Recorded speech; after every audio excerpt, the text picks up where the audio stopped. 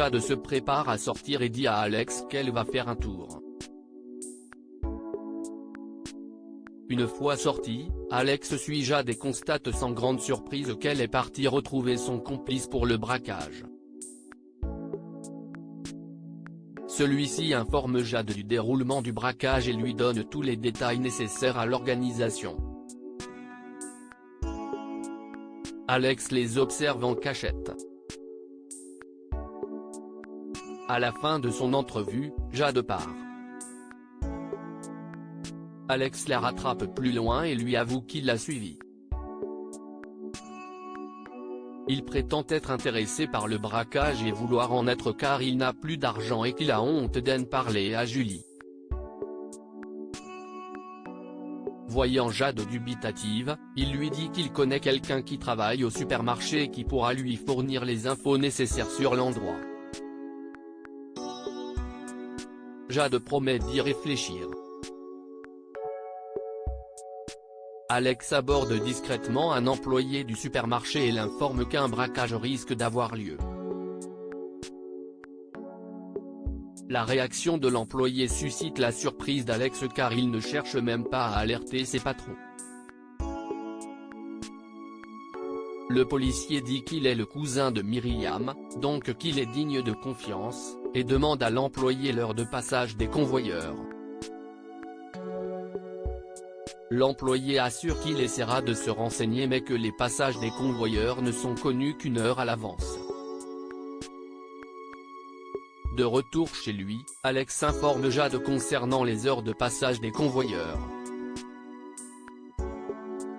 Jade lui annonce qu'il ne pourra pas faire partie du braquage car les autres ne le connaissent pas et il n'est pas un braqueur confirmé.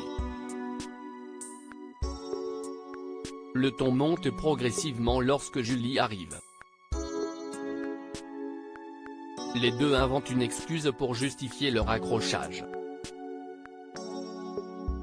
Lors du repas, Julie sent bien que la tension est palpable entre son compagnon et son ami. Elle profite de l'absence momentanée de Jade pour poser des questions à Alex, qui lui dit que tout va bien. Confrontation entre Marc et Sylvie, Marc semble mal à l'aise devant Florent. La juge fait remarquer à Florent que Marc et Sylvie étaient ensemble le soir du vol de la Porsche, et qu'il ne peut donc pas en être l'auteur. Florent insiste sur le fait que Sylvie et Sarah ont avoué leur intention de voler le véhicule mais assure qu'elles ne l'ont pas fait. Il l'informe également du fait que Marc connaît bien le transporteur auquel avaient fait appel les deux femmes, ce qui lui aurait permis de se venger et de toucher la prime d'assurance. Florent demande à la juge d'ordonner une confrontation entre Marc et Sylvie mais celle-ci est déjà prévue. Au commissariat, Élise et Manu ont convoqué Monsieur Béranger, le transporteur. Il confirme qu'il a bien été sollicité par Sylvie qui lui avait parlé d'un véhicule à transporter au Paraguay. Il assure que si est dans la presse qu'il a appris qu'il s'agissait d'un véhicule volé. Il confie aux deux enquêteurs qu'il a peut-être parlé de cette Porsche à Marc pendant une partie de tennis. La confrontation entre Marc et Sylvie a bien lieu, en présence de leurs avocats respectifs.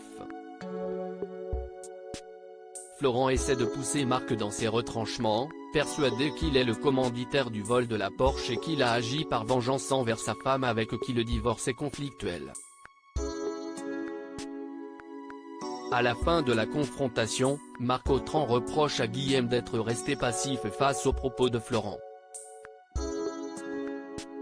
Guillaume rassure Marc et lui dit que la partie adverse n'a rien de probant contre lui. La juge appelle Becker pour savoir comment s'est passée la confrontation. Becker explique que Marc n'avait pas l'air très à l'aise lorsque Florent lui a exposé sa thèse.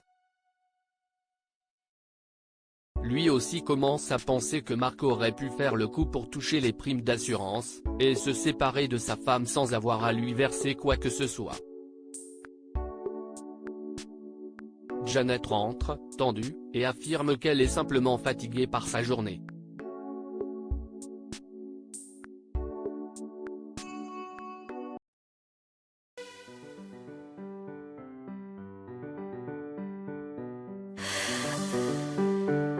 The man I love just had a heart attack,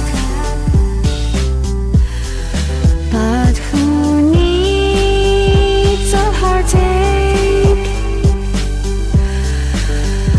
I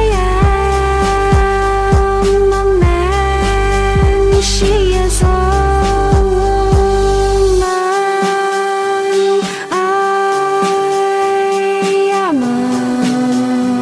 she